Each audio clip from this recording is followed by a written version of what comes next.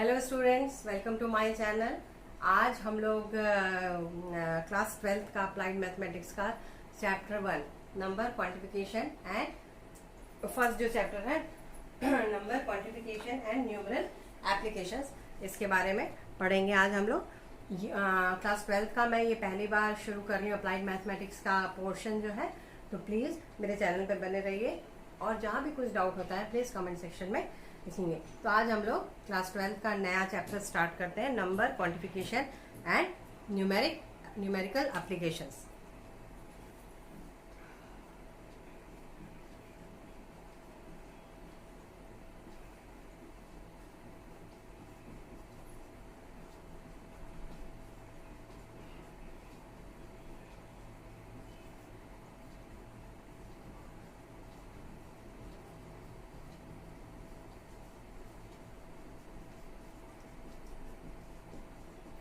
Number quantification and numerical application, इसके बारे में आज हम पढ़ेंगे। तो इसमें जो पहला चीज़ जो हमको पढ़ना है मॉड्यूलस के बारे में है। मॉड्यूलस के बारे में मॉड्यूलो अरिथमेटिक। तो मॉड्यूलो अरिथमेटिक क्या होता है कि it is a Modulo arithmetic. It is a system of arithmetic for integers where numbers wrap around when reaching a certain value called modulus.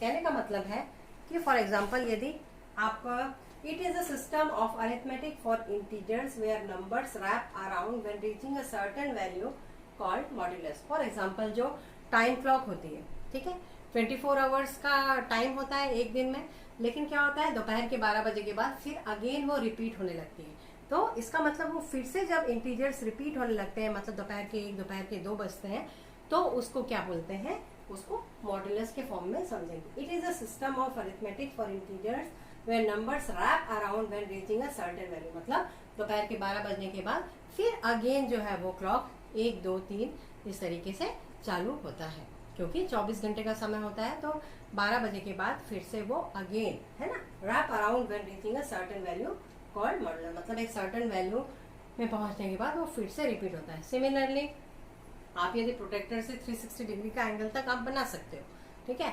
उसके बाद यदि मान लो 370 का एंगल बनाना है, तो वो अगेन फिर से एक सर्टेन वैल्यू पहुंचने के बाद वो फिर से क्या होता है, उसके बाद फिर वो फिर से नेक्स्ट 10-20 शुरू होता है। तो ये हो गया मॉड्यूलर। तो आप 9th-10th में पढ़ चुके हैं A = BQ + R, ठीक है, ये आपको पता है। वेयर ए क्या होता है, डिवीजन, ए क्या होता है, डिविडेंड, बी क्या होता है, डिवीजन, क्यू क्या होता है, क्वोशंट, और आर क्या होता है, रिमाइंडर, ठीक है। तो यहाँ जो है ये तो आपने क्लास 9-10th में रिमाइंडर थ्योरम पढ़ा ही हुआ है कि यदि किसी ए को बी से डिवाइड करते हैं तो क्यू क्वोशंट होगा और आर रिमाइंडर होगा। लेकिन मॉड्यूलस में आप क्या देखेंगे, सिर्फ रिमाइंडर का ही बात किया जाता है। उसमें आपका क्वोशंट क्या आया, इससे कोई मतलब नहीं होता है। दैट मीन्स यदि आप इसको इस फॉर्म में लिखते हैं कि इन modulo we can express as A mod B is equal to R। मतलब A को यदि B से डिवाइड करते हैं तो रिमाइंडर क्या होता है, R। वहां पे क्वोशंट का कोई रोल नहीं होता है। For example 4 mod 4, 4 mod 5, 4 mod 5, ठीक है। 4 mod 5 है मतलब 14 mod 5 मतलब 5 को 4 से जब डिवाइड करेंगे तो 5 2 ज़ा 10, 4 रिमाइंडर, मतलब इसका जो आंसर आएगा 2 mod 5। ठीक है, इतना क्लियर हो गया। सिमिलरली ऐसे ही एक एग्जांपल ले सकते हैं 8 mod 10। तो 8 mod 10 है, तो आपको पता होना चाहिए कि जो इसकी वैल्यू आएगी, जो r की जो वैल्यू आएगी, है ना, एक चीज मैं बताना भूल गई आप लोग को, जो r की वैल्यू आएगी वो हमेशा 0 इज ग्रेटर देन से बड़ी होगी और b से छोटी होगी। ठीक है, कहने का मतलब है यदि a mod b आप करते हो और r आता है तो जो r की वैल्यू आएगी वो हमेशा 0 से बड़ी या बराबर और mod ऑफ b से हमेशा छोटी होगी। ठीक है, मतलब डिविडेंड से छोटी होगी। तो जैसे यहाँ पे है, अब इस एग्जांपल को देखते हैं। 10 डिवाइडेड बाई 8,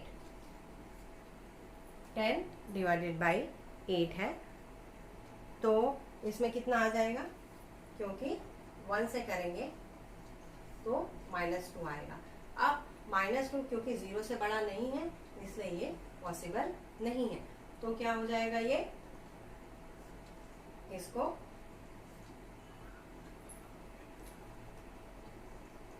तो क्या कर, -8 था, सॉरी, ठीक है, -8 था, तो ये कितना आ जाएगा, -18 आ जाएगा। तो ये पॉसिबल नहीं है क्योंकि ये नेगेटिव नंबर है ना। तो r क्योंकि 0 से बड़ा होता है या डिविडेंड से छोटा होता है, तो हम क्या करेंगे इस कंडीशन में, 10 को किससे मल्टीप्लाई कर देंगे, -1 से, तो ये हो जाएगा -10। तो जब साइन चेंज होगा तो ये प्लस हो जाएगा और ये आ जाएगा 2। तो इसका जो आंसर आ जाएगा -8 mod 2, कितना आ जाएगा answer, is equal to 2 mod 10, या सिर्फ 2 भी आप लिख सकते हो। तो ये समझ में आ गया, r की वैल्यू कभी भी 0 से छोटी नहीं होगी। यदि आ रहा है तो उस केस में आपको ऐसा एडजस्टमेंट करना है कि यहाँ पे रिमाइंडर जो है वो पॉजिटिव आए। ठीक है, सिमिलरली एक दो और क्वेश्चन कर सकते हैं। 9 + 23 mod 12, एक एग्जांपल है 9 + 23 mod 12। तो 9 + 23 + 9 32 mod 12। तो जब इसको डिवाइड करेंगे तो 12 2 ज़ा 34 और रिमाइंडर कितना आ जाएगा, दोनों को पहले जोड़ लिया तो ये 32 आ गया। अब उसके बाद तो आपका जो ये आंसर आ जाएगा वो कितना आ जाएगा, 8 आ जाएगा, है ना। ये r है जो 0 से बड़ा भी है और b से छोटा भी है। ठीक है, तो इस तरीके से ये आंसर आ गया। अब आते हैं congruence modules, congruence modulo.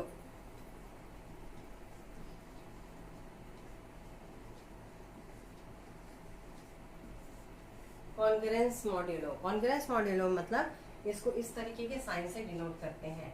Equal to में 2 डैश लगते हैं और कॉन्ग्रुएंस में 3 हैं, तो a = b mod of n, इसको इस तरीके से रिप्रेजेंट करते हैं।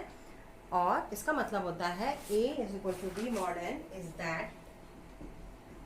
that difference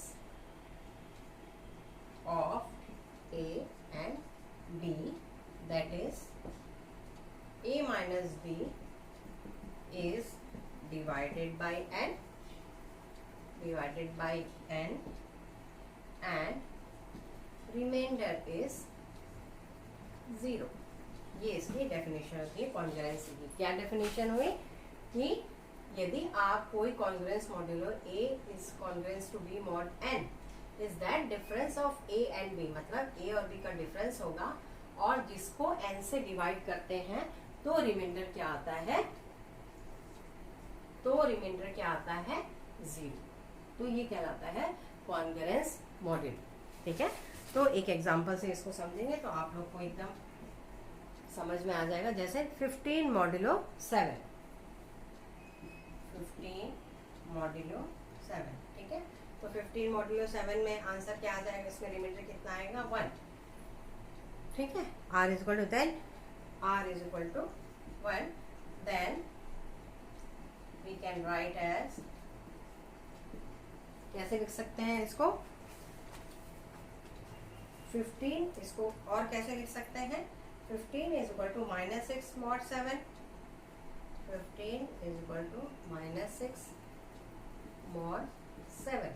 क्यों इसको इस तरीके से लिख लिया, 15 इज इक्वल टू -6 mod 7, और क्या लिख सकते हैं इसको, और इसको लिख सकते हैं 15 sorry -6 is equal to 15 mod 7। अब यदि इसको कॉन्ग्रेंस के फॉर्म में लिखना है तो a माइनस बी कितना आ जाएगा, 15 -6 इज इक्वल टू कितना आया है, 15 + 6 21। ठीक है, अब 21 को जब आप 7 से डिवाइड करोगे तो कितना आ जाएगा, है ना, इसका डेफिनेशन वही है, a minus B divided by n, remainder is 0। ठीक है, पूरा पूरा डिवाइड हो जाएगा तो भी आंसर कितना आ जाएगा, ये रिमाइंडर क्या आ जाएगा, 0 आ जाएगा। और यहाँ पे भी -6 -15 करेंगे तो -21 आ जाएगा, तो भी रिमाइंडर क्या आ जाएगा, 0 आ जाएगा। मतलब ये दोनों क्या हो जाएंगी, कॉन्ग्रुएंस मॉड्यूलो कहलाएंगे। ठीक है, प्रॉपर्टी ऑफ एडिशन।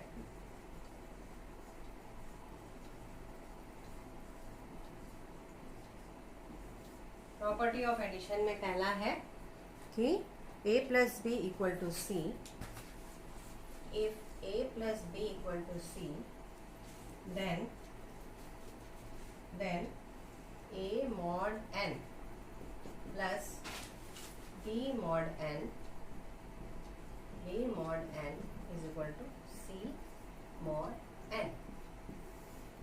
ठीक है, और या इसको इस तरीके से भी लिख सकते हैं, a + b, इसको इस तरीके से भी लिख सकते हैं और इसको इस तरीके से भी लिख सकते हैं, is equal to c mod n। ठीक है, a + b = c mod n। इसी में दूसरा जो आता है, सेकंड जो आता है, वो आता है कि यदि a कॉन्ग्रुएंट है b mod n के, ठीक है, ये सब यहाँ पे ये आएगा साइन, ठीक है, 3 लाइन, a कॉन्ग्रुएंट है तो इसके साथ यदि कोई इंटीजर ऐड करते हैं तो b के साथ भी वो इंटीजर ऐड होगा, वो भी कॉन्ग्रुएंट होगा, where k belongs to i, जहाँ k क्या करता है, इंटीजर है। सिमिलरली a यदि b mod n है और c = d mod n है तो a + c is equal to b + d mod of n हो जाएगा। ठीक है, और सिमिलरली यदि इसी में फोर्थ है, a is equal to b mod of n है तो -a is equal to b -b mod of n हो जाएगा। ठीक है, तो ये प्रॉपर्टी होगी एडिशन की। अब इस पे बेस्ड कुछ क्वेश्चंस कर लेते हैं। जैसे पहला एग्जांपल है 486 + 729 mod 12। तो ये वाली प्रॉपर्टी हम लगा देंगे, हाँ, तो ये हो जाएगा 486 mod 12 + 729 mod of 12। तो ये 486 mod of 12, 6 रिमाइंडर आ गया और प्लस 6 mod 12 आ गया और प्लस 729 mod of 12। अब फिर जस्ट उल्टा जैसे ये है, ठीक है, फिर यहाँ पे इन दोनों को कलेक्ट कर लेंगे, 6 + 9 mod of 12, 6 + 9 mod of 12 is equal to ये हो जाएगा 15 mod of 12। तो 12 को जब 15 से डिवाइड करेंगे तो रिमाइंडर कितना आ जाएगा, 3। तो जो इसका आंसर आ जाएगा वो कितना आ जाएगा, इज इक्वल टू 3। ठीक है, ये हो गया property of question number. Next question में बोला है कि अब आते हैं property of multiplication. Sorry, property of multiplication. जैसा जैसा एडिशन के लिए था वैसे वैसा मल्टीप्लिकेशन के लिए है। तो मल्टीप्लिकेशन के लिए है यदि a into b equal to c है then a mod n plus into b mod n is equal to c mod n। ठीक है, और या ये हो सकता है a into B mod n is equal to a mod n into b mod n। Same वैसे ही जैसा आपका एडिशन के लिए था वैसे ये मल्टीप्लिकेशन के लिए है। इसमें सेकंड आ जाते हैं a इज इक्वल टू यदि b मॉड n है तो वही जैसे वहाँ प्लस करते थे किसी इंटीजर का तो वैल्यू से कुछ चेंज नहीं होती थी। तो यहाँ a into k is equal to b into k mod of n where k belongs to i, k कोई इंटीजर होगा। थर्ड पॉइंट आता है इसमें यदि a is equal to b mod of n and c equal to d mod of n तो a into c is equal to b into d mod of n, मतलब into के लिए भी वो कॉन्करेंस मॉडल की property apply होगी। अब इसमें भी एक एग्जांपल कर लेते हैं। 186 into 93 mod 7, 186 into 93 mod of 7। अब इसको मल्टीप्लाई पूरा करने से अच्छा है क्या करेंगे, वही अलग अलग कर लेंगे। Mod of 7 into 93 mod of 7 तो ये हो जाएगा 4 मॉड ऑफ 7 इंटू ये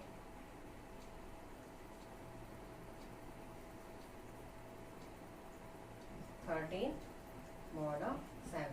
अब फिर उल्टा भाई 4 इंटू 13 मॉड ऑफ 7 है ना। पहले हमने क्या किया, ऐसे में था तो उसको इस तरीके से लिख लिया, अब उसके बाद इस तरीके से था फिर इसको अगेन इस तरीके से लिख लिया। तो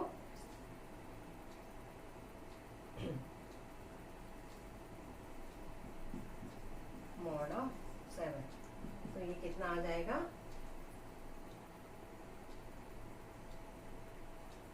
3 मॉड ऑफ 7, मतलब इसका आंसर कितना आ जाएगा, इसका आंसर आ जाएगा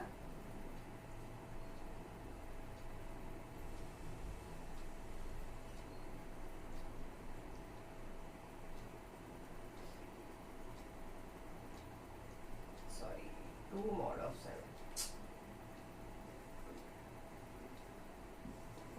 तो ये आ जाएगा 1, इसका आंसर कितना आ जाएगा 1। अब मतलब इसको लिखेंगे 186 इंटू 93 मॉड ऑफ 7 की जो वैल्यू आएगी वो कितनी आ जाएगी 1 आ जाएगी। अब आ जाते हैं एक एग्जांपल है कि 2 3 4 5 इंटू 6 7 8 9।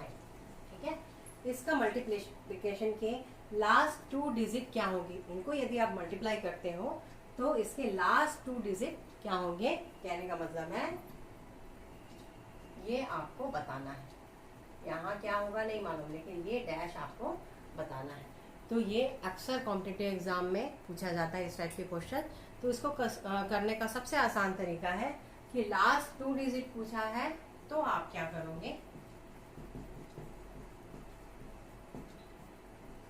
मॉड्यूलो 100 करोगे। लास्ट 3 डिजिट पूछेगा तो मॉड्यूलो 1000 करोगे। लास्ट 4 डिजिट पूछेगा तो इंटू 10,000 मॉड 10,000 करो। कहने का मतलब है जितना डिजिट पूछेगा उतने जीरो आपको लगाने हैं। ये सिंपल तरीका है ना। इसको ट्रिकी या इसको थंब रूल भी बोल सकते हैं। तो ये हो जाएगा 2 3 4 5 मॉडल 100 इंटू 6 7 8 9 मॉडल 100। तो ये आ जाएगा कितना 45 मॉडल 100 इंटू ये हो जाएगा 89 मॉडल 100। अब 45 इंटू 89 मॉड्यूल 100। तो इसको जो मल्टीप्लाई करेंगे तो कितना आ जाएगा, तो 45 इंटू 89 करेंगे तो ये आ जाएगा 4005 मॉड्यूल 100। तो जब आप इसको रिमाइंडर लेंगे तो 05 मतलब 2 3 4 5 इंटू 6 7 8 9 की जो लास्ट 2 डिजिट होंगे वो क्या होंगे 0 और 5 होंगे। ठीक है, तो इस तरीके से इतने बड़े नंबर को मल्टीप्लाई करने से अच्छा है इस तरीके से आप कर सकते हैं। अब आ जाते हैं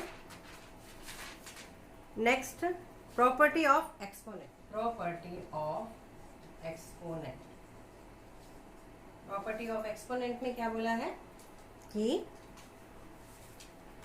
यदि if a is congruent to b mod n, then a की power k is equal to b की power k mod n, where k belongs to I, k belongs to n या I। ठीक है, तो इसमें यदि आपको एग्जाम्पल दिया हुआ है कि k की पावर 16 mod 4 की वैल्यू निकालनी, तो इस कंडीशन में आप क्या करेंगे, इस कंडीशन में आप क्या करेंगे कि सबसे पहले 3 का स्क्वायर mod 4 कितना आएगा, 3 के स्क्वायर mod 4, 3 3 9, 4 2 मतलब ये आ जाएगा 1 आ जाएगा। ठीक है, 1 आ जाएगी इसकी वैल्यू। अब 1 mod 4 आ जाएगी। अब हमको 3 की पावर 16 चाहिए, तो इसको 3 की पावर 2 की पावर 8 करना पड़ेगा। mod 4 इज इक्वल टू, जब यहाँ a की पावर k किया तो यहाँ भी b की पावर k, मतलब mod 4 हो गया, तो 3 की पावर 16 mod ऑफ 4 की वैल्यू आ जाएगी 1। ठीक है, इसकी वैल्यू कितनी आ जाएगी 1। ठीक, अब ये एक एग्जांपल हो गया इस तरीके से जो एक्सपोनेंट के फॉर्म में चेंज करके कैसे करना है। अब एक आ जाता है 12 की पावर 12 mod ऑफ 12, 12 की पावर 12 mod ऑफ 12, तो 12 की पावर 1 mod ऑफ 10 क्या आएगी वैल्यू इसकी 2 mod ऑफ 10। अब आपको चाहिए 12 की पावर 12, तो अब क्या कर सकते हैं आप, इसको क्या करिए 12 की पावर 4 कर लीजिए mod ऑफ 10, तो ये आ जाएगा 2 की पावर 4 mod ऑफ 10। ठीक है, तो 12 की power 4 mod of 10 is equal to 16 mod of 10, मतलब 6 mod ऑफ 10। ठीक है, अब हमको चाहिए क्या 12 की पावर 12, मतलब 12 की पावर 4 की पावर 3 mod of 10 is equal to 6 की पावर 3, तो ये आ जाएगा 216। तो 12 की पावर 12 mod ऑफ 10 की जो वैल्यू आएगी वो कितनी आ जाएगी 216। ठीक है, अब आ जाते हैं, हमने सारी प्रॉपर्टीज देख ली मॉड्यूलो की, property of addition, property of multiplication, property of exponent. अब हम आ जाते हैं एक्सरसाइज में। एक्सरसाइज 1.1, एक्सरसाइज 1.1 में पहला, मैं आप लोग को बार बार ये बात बोल रही हूँ कि ये आर्यन पब्लिकेशन के ML अग्रवाल की बुक है, और इनकेस आप लोगों को यदि परचेस कर सकते हैं तो बहुत अच्छी बात है। क्यों? क्योंकि ऑनलाइन आप क्वेश्चंस देखेंगे, क्योंकि कुछ एग्जाम्पल्स रहते हैं उसकी भी प्रैक्टिस होती है, तो यदि आप लोग बुक्स से करेंगे तो ज़्यादा बेटर होगा। और आजकल ऑनलाइन तो आप लोग सब चीज़ परचेस कर ही सकते हैं। तो एक्सरसाइज 1.1 का जो पहला क्वेश्चन है, इवेल्युएट द फॉलोइंग, बहुत सिंपल है, 43 mod ऑफ 6, तो इसका आंसर आ जाएगा 1। 43 mod 6 7 जा 42, रिमाइंडर कितना आया 1। इस फर्स्ट का फर्स्ट, सेकेंड 97 mod ऑफ 5, तो 97 mod ऑफ 5, तो इसमें जब 97 से डिवाइड करेंगे तो कितना आ जाएगा 2, इसका आंसर आ जाएगा 2। कैसे? अब है ना, चाहो तो आप डिवाइड करके देख सकते हो 97 से, 5 1 जा 5, 47, हमको तो रिमाइंडर ही देखना है, थर्ड क्वेश्चन में है -17 mod 4, -17 mod 4। तो -17 mod 4 का वैल्यू निकालना है, तो वही -17 करेंगे, तो 4 से करेंगे तो कितना आएगा 16। तो हमेशा नेगेटिव रहेगा, तो यहाँ +16 करेंगे तो भी नहीं आएगा। क्यों? क्योंकि है ना, तो यहाँ पे 5 से करेंगे, 5 से करेंगे -5 से, तो ये आ जाएगा -20, साइन चेंज किया तो प्लस आ गया, तो ये +3, तो इसका आंसर आ जाएगा 3। ठीक है, ये समझ में आ गया होगा मेरे ख्याल से। अब क्वेश्चन नंबर 4 में आ जाएंगे, है ना। कुछ नहीं किया, जब हम 4 से करेंगे तो यहाँ -17 है और +16 हो जाएगा, तो क्या आ जाएगा -1, जो पॉसिबल नहीं है तो हम उससे बड़ा नंबर लेंगे। ठीक है, और अब आ जाते हैं क्वेश्चन नंबर 4 में। 57 - 42 mod of 11, तो 57 कितना आ गया, माइनस कर दिया पहले ही, तो mod 11 आ गया, या इसका आंसर आ गया 4। ठीक है, अब आ जाते हैं इसी के 5th में। 62 + 53 mod of 7, तो इसको अलग अलग कर लेंगे प्रॉपर्टी ऑफ एडिशन के से, एडिशन प्रॉपर्टी से। तो यहाँ से 6 आ गया mod of 7 प्लस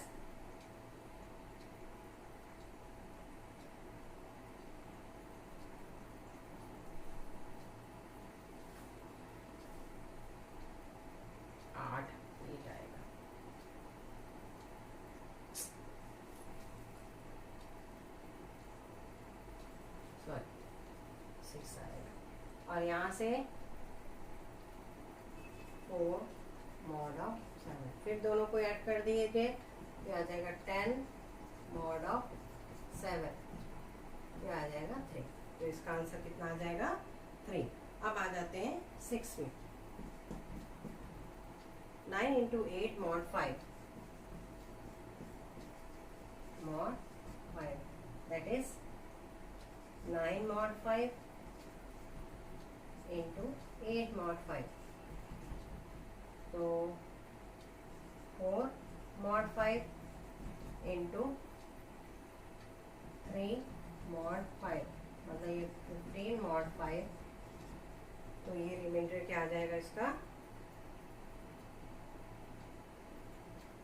गड़बड़ हो गई है,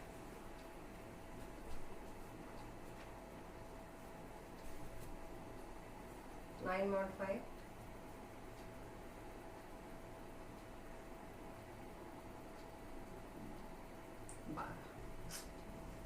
तो ये आ जाएगा आंसर इसका 2।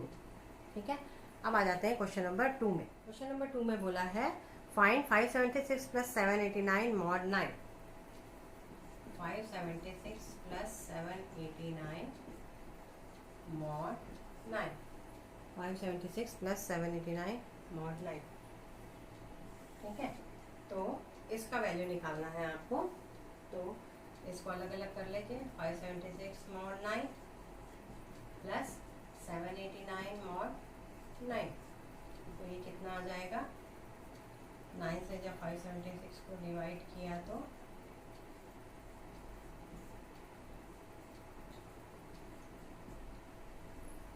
576 mod 9 + 789 mod 576 + 789 mod 9, तो ये तो 0 आ गया, प्लस 789 और 9,